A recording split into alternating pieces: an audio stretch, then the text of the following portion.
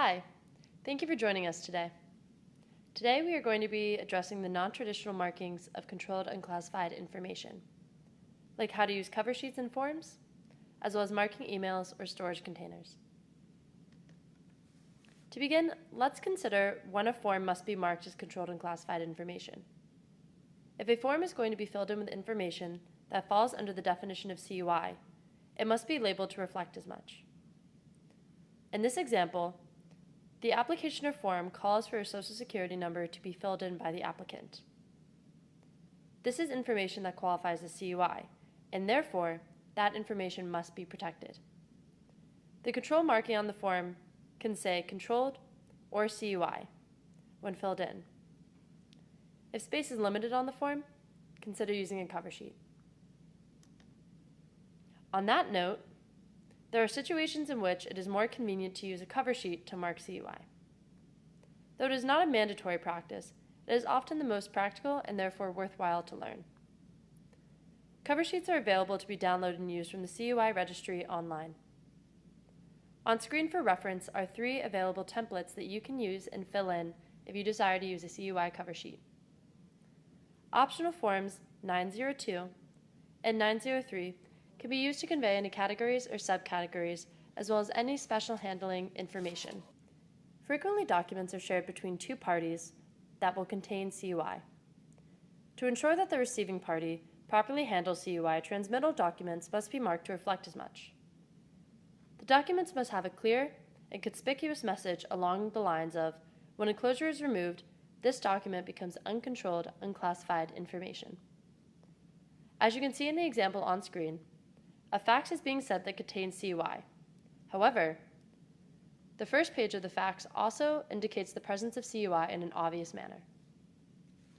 In our modern workplaces, it is often most convenient to store CUI by electronic means, such as a flash drive or CD-ROM. However, in these cases, there must still be a marking that clearly and conspicuously denotes the presence of CUI. Though it may not always be practical to include a category, subcategory, etc., at a minimum, there must be a clear label of controlled or CUI on the outside of media objects, such as a flash drive. In the electronic environment, there are often situations in which CUI cannot be marked. If a file is stored and accessed on a computer system, it cannot be marked physically as a CD-ROM or flash drive would.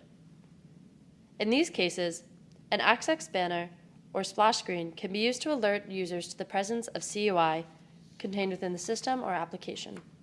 Much like electronic forms of storage, physical storage spaces such as file cabinets or boxes may also have a label which clearly denotes the presence of CUI.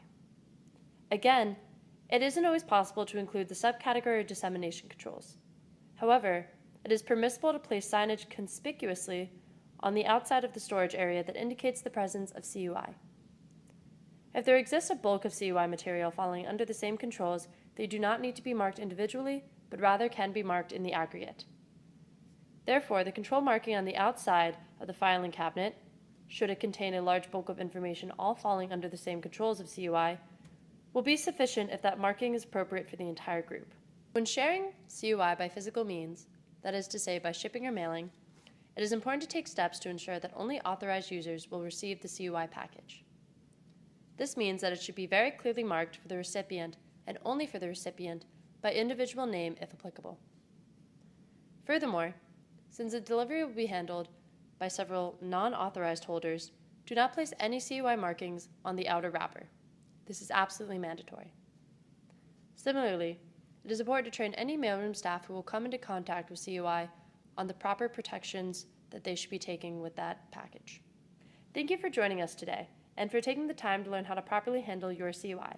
If you have any further questions, feel free to visit the CUI registry or contact the Office of Controlled Unclassified Information.